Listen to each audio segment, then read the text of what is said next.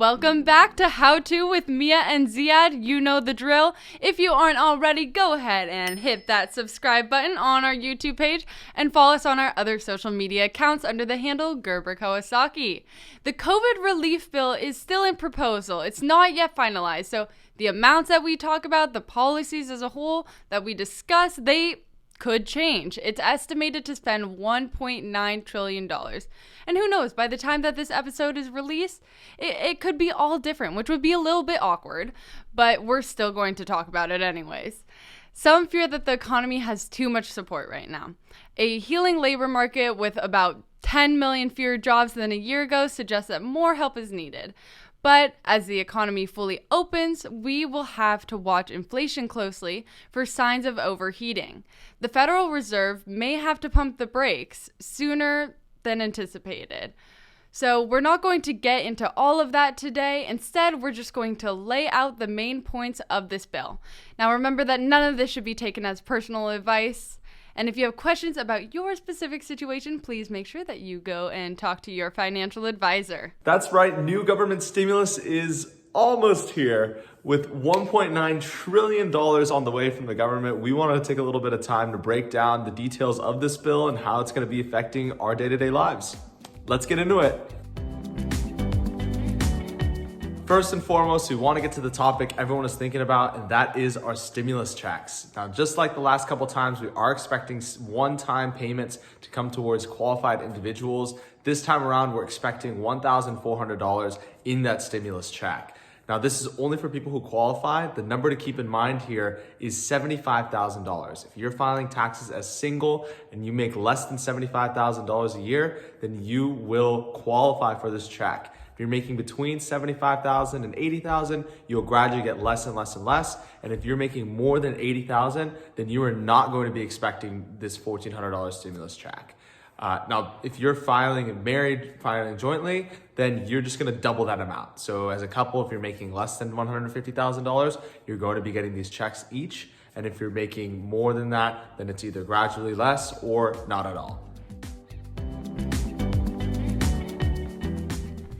If you have kids, you will receive an extra $1,400 for each kid as long as they are filed as a dependent. Not to mention that it is a great time to have young children. This bill will provide an increased child tax credit for 1 year. You can end up offsetting your tax bill by $3,600 for kids under the age of 6. If your kid is over the age of 6, then you can still offset your tax bill by $3,000. Now, with the pandemic, there are still a lot of people, especially in the hospitality industry, that don't have jobs right now. And so a part of this stimulus package is extending unemployment benefits. So on top of your traditional unemployment benefits, you are going to be receiving an additional $300 a week. This is going to last through September 6th.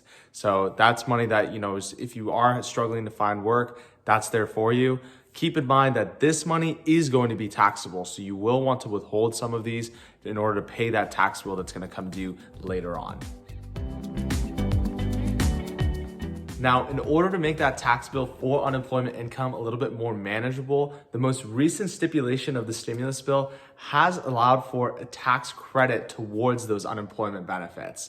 So basically, if you are reporting less than $150,000 in gross income, whether that's single or married filing jointly, you'll receive a tax credit of $10,200 towards your unemployment income. So basically, you won't have to pay taxes on the first $10,200 of those unemployment benefits that you could have received during this pandemic. Tax revenues for states and local communities dried up this year, and a lot of cutbacks of programs, teachers, administrators at schools happened. This new bill proposes $350 billion to be allocated for state and local governments. Of course, some states have struggled more than others, so how this allocation will work is not entirely clear.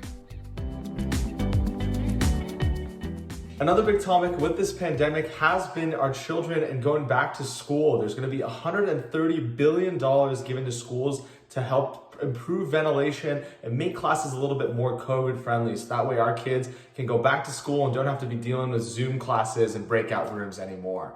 On top of that, there's going to be another $29 billion given out for continued support towards restaurants and bars. If you are or have been affected by the pandemic, you can apply and receive up to $10 million in grants, that not loans, but grants, money that isn't due back to the government to help make sure that you're managing through this tough time.